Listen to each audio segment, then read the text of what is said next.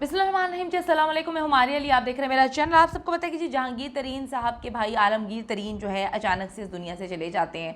कहा जाता है उन्होंने खुदकुशी की है। जंगल की आग की तरह ये कहानी फैल जाती है कि उन्होंने खुदकुशी की। अब जी उनके करीबी रिश्तेदार ने कुछ होशरुबा इंकशाफात किए, कुछ ऐसी बातें जो अभी तक मंजर आम पर नहीं आई हैं। आज की वीडियो में हम इस पर बात करेंगे और इस पर भी बात करेंगे कि जो उनकी मंगेतर है शाजिया, उनके नाम कितनी जायदाद की गई और वो बार बार अपने भाई से क्यों तकाजा कर रहे थे कि मुझे ख़ानदानी जायदाद में हिस्सा दो, क्योंकि बार बार बड़े अरसे से टाला गया था उनको कि जी आपको तो पैसों की ज़रूरत नहीं है, आप तो वैसे बड़े अमीर हैं, आपके पास पैसे हैं, आपको कारोबार शुरू करके दिए गए हैं और आपके तो बच्चे भी नहीं है। तो जहांगीर तरीन ने अपने सारे के सारे पैसे पहले जो है इमरान खान के साथ पार्टी में थे, उस वक्त कहा जाता था कि उन्होंने वहाँ पे लगा दिए। उसके बाद अब उन्होंने नई अपनी पार्टी बनाई इस्तेहकाम पाकिस्तान और उनको फ़ंड्स के बड़े मसले हैं।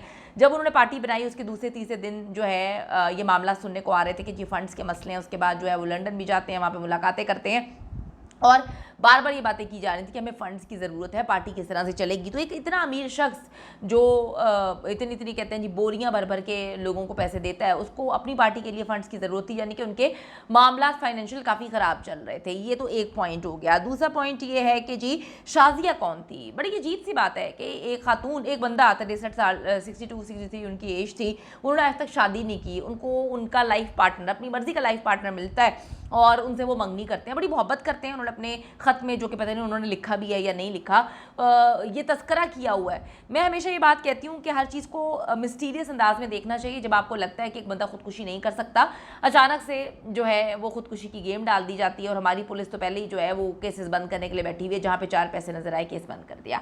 अब बड़ी अजीब सी बात है कि उस लेटर में जिक्र किया गया है शाजिया का, उसमें लेटर में जिक्र किया गया जहांगीर तरीन का और अपने एक मुलाजिम का। बार बार जब किसी चीज़ का जिक्र किया जाए तो आपको बताने की कोशिश करेंगे जी वो बड़े अच्छे हैं, उनके साथ बड़े अच्छे मरासिम थे। ठीक है, एक बात समझ आ गई।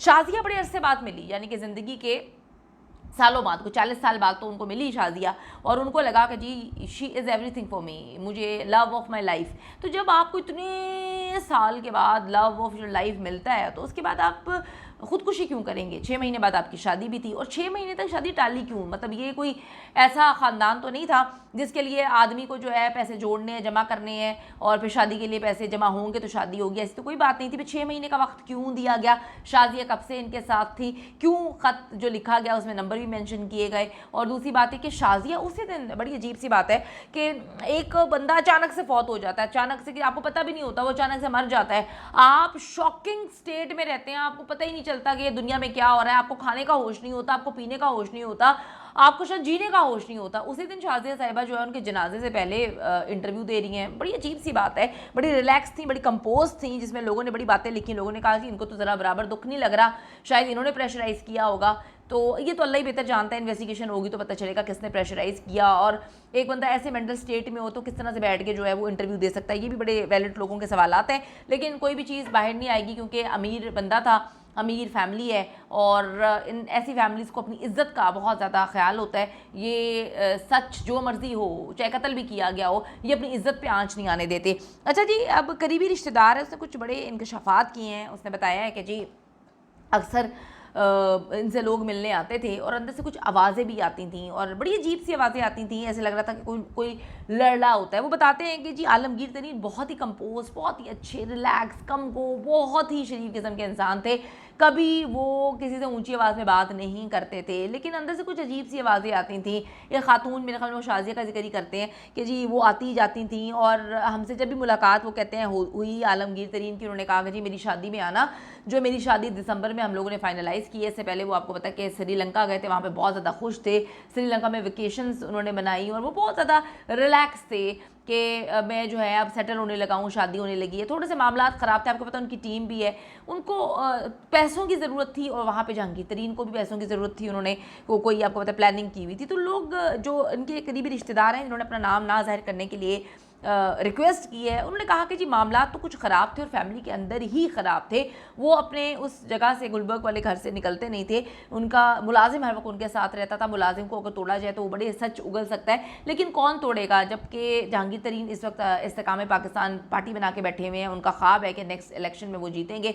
तो क्या वो टूटने देंगे मुलाजिम को? क्या वो शाजिया को सच बताने देंगे क्या वो शाजिया को वो बोलने देंगे जो एग्जैक्टली सच है, या जो इनका करीबी रिश्तेदार है जिसने अभी बहुत सारी बातें बताई हैं, मैं यहाँ पे एक्सपोज नहीं करूँगी, अगली वीडियो में भी बताऊँगी, क्या जो वो बातें बता रहा है उसकी इन्वेस्टिगेशन करेगी पुलिस?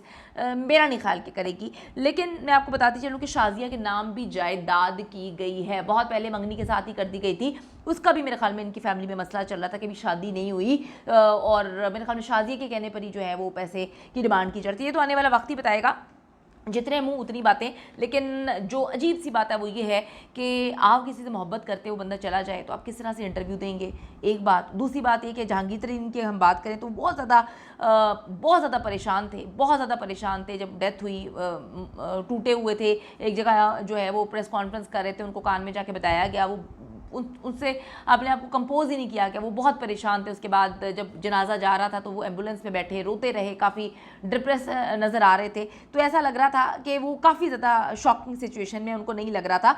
और बार बार वसीयत जो है उसके हवाले से भी बात की जा रही है कि वसीयत जो है वो उनके वकील के पास है, और उस वसीयत में शाजिया के पास जो है बड़ी जायदाद जाने की पेशन गोइयाँ की जा रही हैं। देखते हैं जी क्या होता है क्या नहीं होता, पुलिस कैसे इन्वेस्टिगेशन कर रही है। लेकिन जो अभी चीज़ें समझ आ रही हैं, ये इतना आसान केस नहीं है जितना बनाने की कोशिश की जा रही है, और ये सुसाइड लग नहीं रहा जिसको बनाने की कोशिश की जा रही है।